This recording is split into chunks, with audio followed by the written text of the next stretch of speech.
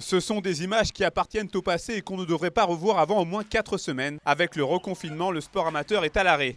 En Savoie-Mont-Blanc, de très nombreux clubs sont concernés par cette décision. C'est notamment le cas des Chevaliers du Lac d'Annecy, qui évoluent en Division 2, le 3e échelon du hockey français. Alors que le premier confinement en mars dernier était intervenu en fin de saison, cette nouvelle coupure arrive alors que les échéances avaient à peine débuté. Et les conséquences pour ce type de structure pourraient être dramatiques. Il y a beaucoup de clubs qui ne vont pas s'en remettre et peut-être nous, on va tout faire pour pas y arriver. On pilote un peu à vue aujourd'hui, au jour le jour, à la semaine. C'est le travail qu'on a fait depuis 2 ans, c'était qu'on assainisse les comptes du club d'Annecy Hockey. Ce qui est sûr et certain, c'est que chaque année, il y a un club qui tombe. Chaque année, il y a un dépôt de bilan dans le hockey. Aujourd'hui, c'est toute l'entité du club annécien qui est en jachère. Du hockey mineur à l'équipe Fagnon, les semaines qui viennent s'annoncent donc déterminantes pour la suite, sportivement et économiquement parlant. Là, on a été coupé dans notre élan. Et là, oui, ça fait peur.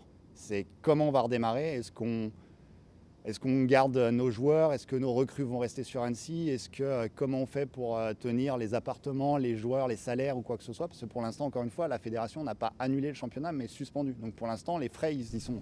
À 25 km de là, à Rumilly, le constat est presque le même pour Frédéric Moine, président du rugby club Savoie-Rumilly. Alors qu'elle a annoncé la suspension des championnats amateurs jusqu'en janvier prochain, la Fédération française de rugby n'a toujours pas pris de décision concernant le national et la Fédérale 1, division dans laquelle évolue le club haut-savoyard. 2 scénarios sont possibles, soit la saison continuera très certainement à huis clos, soit elle sera suspendue. Il faut savoir qu'en Fédéral 1, on a les contraintes du professionnalisme, puisqu'un joueur a un contrat fédéral.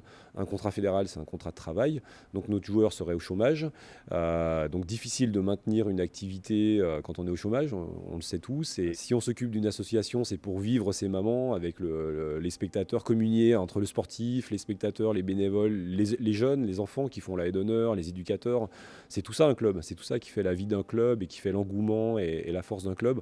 En particulier comme Rumilly, parce qu'à Rumilly, on sait l'engouement qu'on peut avoir dans les gradins. Et en attendant de savoir si le championnat continue, les joueurs ont encore la possibilité de venir au centre d'entraînement dans ce contexte particulier. J'ai récupéré ce matin le contrat de travail pour prouver qu'on a bel et bien un travail, même si c'est dans le sport, dans le rugby. Ensuite, j'ai rempli l'attestation. Pour le moment, on a toujours le droit de s'entraîner.